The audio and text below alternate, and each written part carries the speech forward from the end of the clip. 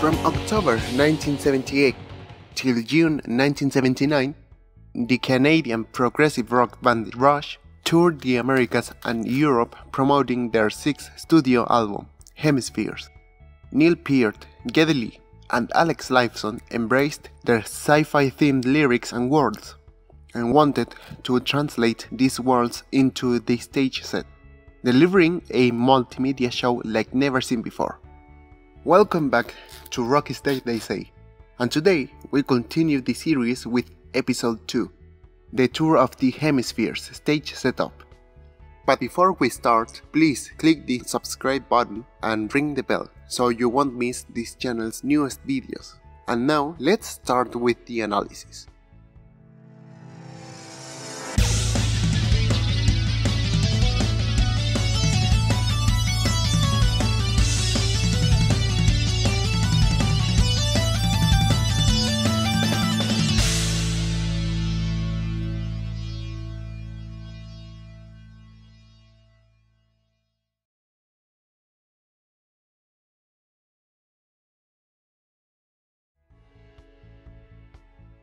Rush always wanted to innovate when the time of rocking on stage came.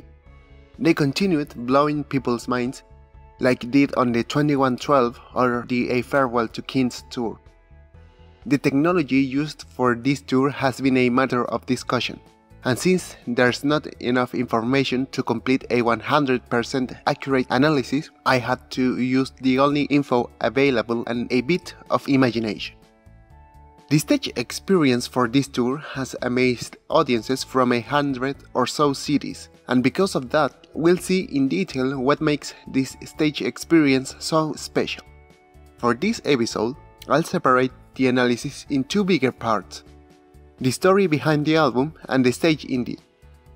The stage part will be separated in 5 different sections: top lighting rig, bottom lighting rig, screen, projections and slides, instruments and effects used in the tour, and additional equipment.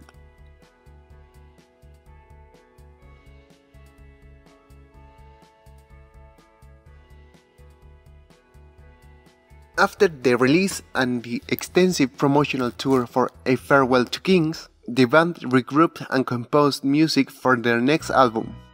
For this time, they didn't have any preconceived idea for any of the songs, so all the material was composed, arranged and recorded in the studio. Just like the last time, the band chose to work at Rockfield Studios, located in Wales, UK. The band had just a few weeks to write all the material they were going to use, which caused a lot of problems for the band. For example, the vocal range that were intended to be used for the songs were more challenging than expected for Geddy, who was confident about his singing abilities at first, but then he realized just how difficult it was for him to sing such high notes. The band spent 2 weeks rehearsing the musical pieces and then entered in the studio on June 1978, and the recording sections lasted until July.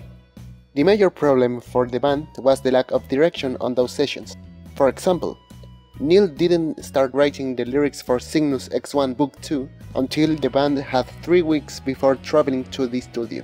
La Villa Strangiato was the most difficult piece of work, due to the fact that the band wanted to record the piece in just one go, and they recorded over 40 takes before deciding to piece together various bits from different takes. According to the band, they spent more time trying to record this track than the whole Fly By Night album from 1975. Once the backing tracks were finished, the band moved to Advision Studios and recorded the vocal tracks, where Geddy had a hard time trying to nail the notes. During August 1978, the band moved to Trident Studios to mix the album, leaving everything ready for its release.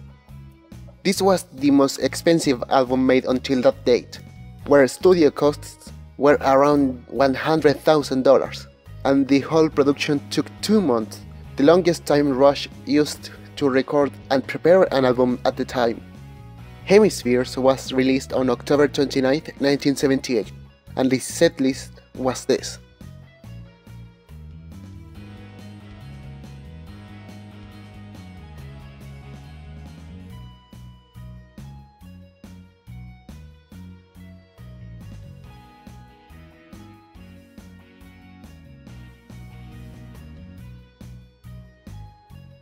After the writing and the recording of the album, Rush focused into the live experience and kept almost all the elements they had in the stage setup, including the lighting rig.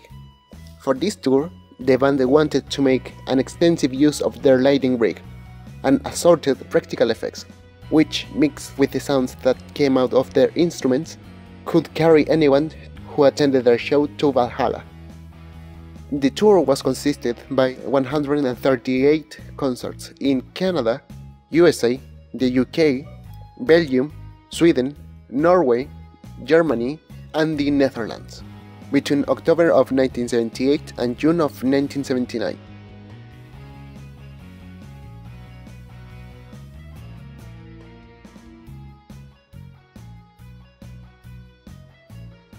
The top lighting rig was composed by 5 separated steel trusses, which approximately 145 lighting fixtures were hung. The majority of the lights used in this stage were par lights with color gels beside them. Besides, there were rear spotlights and gobo lights. So, based on all the footage available, the top lighting rig should be placed in this order. We have 3 lighting rows, one on the front, one on the center, and one on the rear. In the rear row, we have 76 lights pointing to Neil, Alex and Geddy, and we have 4 blue lights, 12 yellow lights, 10 magenta lights, 2 pointing to the band and 8 used as ambience lights, 14 red lights, 6 pointing to the band and 8 used as ambience lights, 6 turquoise lights, 4 purple lights, 6 green lights, 10 white lights, 4 blinders, 2 towers with spotlights, 4 gobo lights.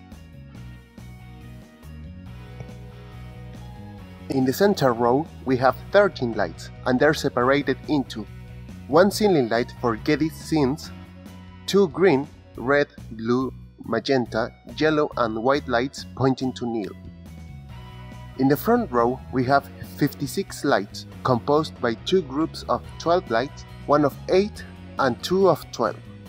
The first 2 subgroups had 24 lights pointing to Geddy and Alex, respectively, and contain 2 green, red, blue, magenta, yellow and white lights per subgroup. The second group was composed by 8 blue lights, working as ambience lights. The third group was composed by 24 side lights, 8 red, 8 blue and 8 yellow.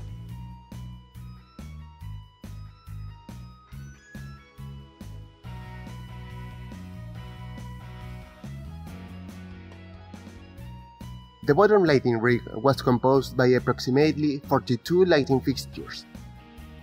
This section includes 6 floor par lights, 2 red for Alex and Geddy, and 6 yellow for the band. 36 lights located behind the big screen, 6 yellow, 6 red, 6 blue, 6 green, 6 purple, and 6 magenta.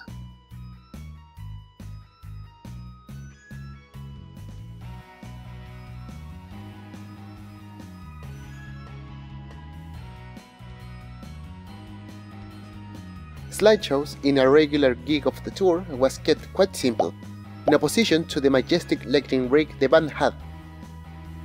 The screen where the band projected their lights and slides went from the floor to the lighting rig, and was as wide as the stage set.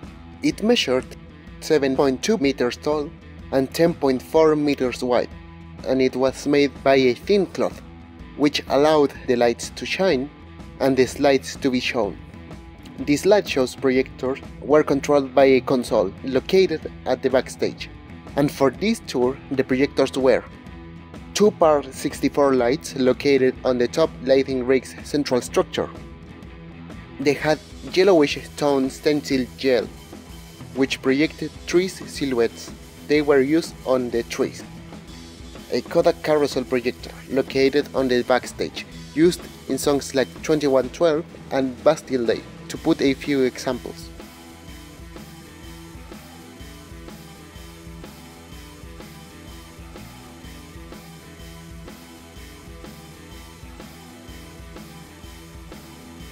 This tour featured new instruments and new effects, which expanded the musical textures of the band even more. To make a complete analysis of the band's live sound, I've separated this section in 3, one subsection for each band member.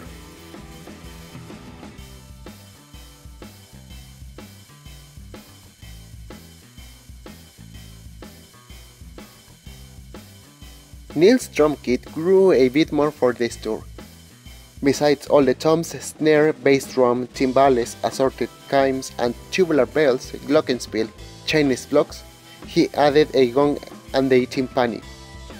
All his drums were Slingerland, almost all his cymbals were Avedis Silgian, and the final kit was like this, which included 2 24-inch bass drums, 6-inch, 8-inch, 10-inch, and 12-inch concert toms, 12-inch, 13-inch, and 15-inch tom-toms, an 18-inch floor tom, 2 13-inch steel timbales, a 5-inch per 14-inch wood shell snare drum, a 13-inch hi-hat cymbals, a 22-inch ride cymbal, 2 16-inch crash cymbals, an 18-inch crash cymbal, a 20-inch crash cymbal, a 20-inch China cymbal, a 6-inch splash cymbal, 8-inch splash cymbal, an 18-inch China cymbal, 18-inch Pang cymbal, a full set of crotales,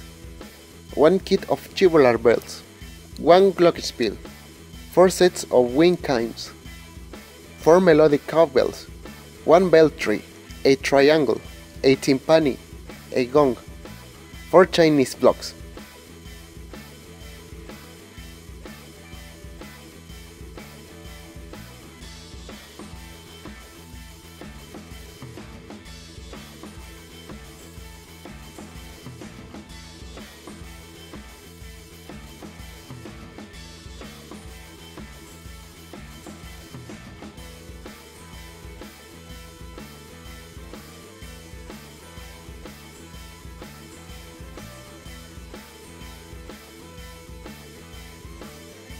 Alex Lifeson used a bunch of guitars through the tour to expand the sonic textures of the band. As the band's lead and only guitarist, he had to fill the melodic space when Geddy couldn't play synths or Neil couldn't play any tuned percussion element. Before we talk about how he colored the sound of the guitars he played, let's talk about the guitars indeed, which were a Gibson ES 335, a Gibson ES 355, a Gibson Les Paul Standard, a Gibson Custom Double Neck, later known as EDS 1275, a custom-built pyramid with Les Paul-like body, a Fender Stratocaster, a Roland GR500 guitar synthesizer controller, a Gibson DAW, a Gibson G55, a Gibson B4512, a Gibson C6 classical guitar, and a Ramirez classical. He also used a Moog Taurus bass pedal. Now I'm going to talk about the change that formed between the guitar jack and the PA system, starting with the pedal board, where we have a Boss CE1 chorus, an Electro Harmonix Electric Mistress, a Marley volume pedal, a Crybaby wah-wah, and a Maestro parametric filter MPF1. Alex used a stack of amps, cabinets and speakers to maximize the volume of his instruments, where we have 4 high-watt 100 amps, 3 actually used and 1 as a spare, 4 4x12 high-watt cabinets, a Leslie speaker, 2 1x15-inch spare cabinets, a Fender GBL twin reverb used for primary PA miking, 4 Ashley preamps for the acoustic guitars, 3 Roland RE301 Space Echo units, a Roland GS500 guitar synth.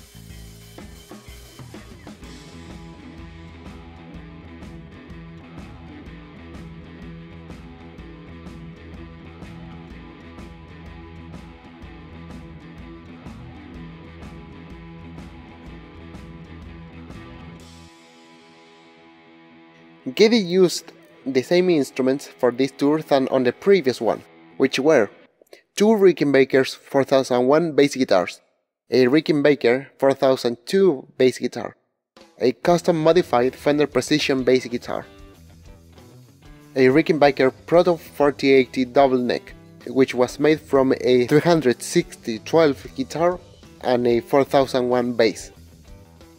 All his instruments were fit with Rotosound strings and badass bridges, and the guitar was passed through a Roland RE201 tape echo. The amps he used were 2 BGW 750B, each one of them passing through an Ashley preamp, 2 Super 15-inch Teal designed cabinets, 2 Ampeg B4B amps, 2 Ampeg Super 15-inch Teal designed cabinets, a Fender Twin Reverb. All his cabinets were fit with JBL K140 speakers. Geddy Lee not only played bass guitar on this tour, he also played keyboards. His setup was this: a Moog Taurus bass pedal, a custom-made synthesizer, made from a Moog Mini Moog Model D synth, an Oberheim 8-voice synth, both of them mounted on a structure, a Moog Taurus bass pedal on the floor, and complemented with a Roland RE201 tape echo, a Marley volume pedal, an Oberheim expression pedal, and a single foot switch, which allowed to trigger Moog Taurus's sounds through the keyboard and the synth's sounds through the Moog Taurus pedals.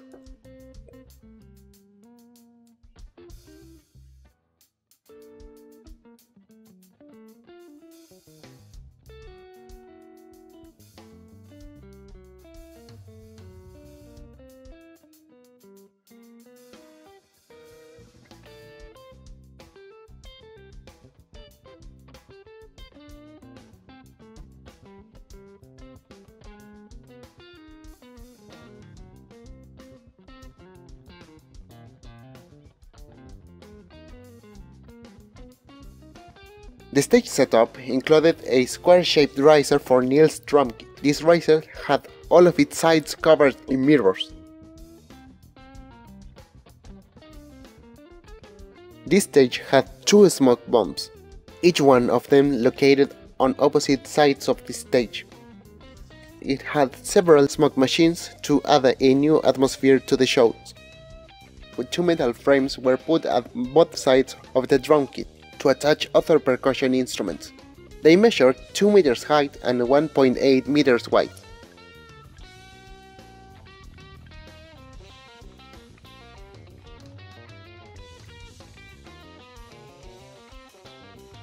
This is the only tour where the complete Cygnus story was performed in its entirety. La Villa Strangiato was based in Alex's Frequent Nightmares. On March 4, 1978, an interview conducted by Barry Miles, yep, the same guy who wrote Paul McCartney's biography, was published. The name is Everybody Feeling Alright, get it? On which the band was called as a kind of right-wing Nazis, a proto-fascism in Miles' words. This had such a negative effect on the band that it can be noticed on Hemispheres lyrics. The only gig the band would give in France was cancelled due to venue fire.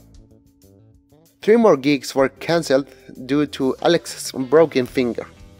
The story on how Alex Lifeson broke a finger is unclear. The only thing we know is that it was a bedroom incident. Who knows what he was doing, if you know what I mean. The standard set for this tour lasted 2.5 hours. The tour should have included more dates in Canada, France, Switzerland, and Germany. The band opted not to take flights to arrive to the cities when they would play unless it was completely necessary. Instead, the band used a touring bus, as they felt they would rest for more time. Alex Lifeson grew so upset about Rockville Studios' stay that he changed a non-working latch by a hydraulic closer. The band chose to record the intro of the Trees outside of the studio, like they did for A Farewell to Kings. In the Philadelphia gig on January 21st, 1979, Blondie was brought as a last-minute choice for support the band, but they were booed only after 4 songs. The only performance officially released for this tour is the Pinkpop Festival gig, released in late 2018 for the 40th anniversary edition of Hemispheres. Neil Peart added the gong and the timpani only to use them at the end of Cygnus X1 Book 2 and the Trees. After the tour, the band took a rest from performing live, and in August they were touring again. This time the band did the Permanent Waves warm-up tour.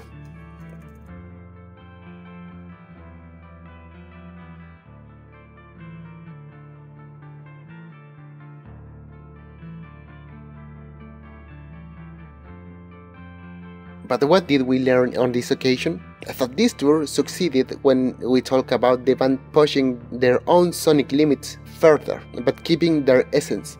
That their huge lighting rig played a crucial role creating an astounding live experience, and that the rough and rich sound of the band was the perfect mix between their equipment and the musical chemistry between all their members.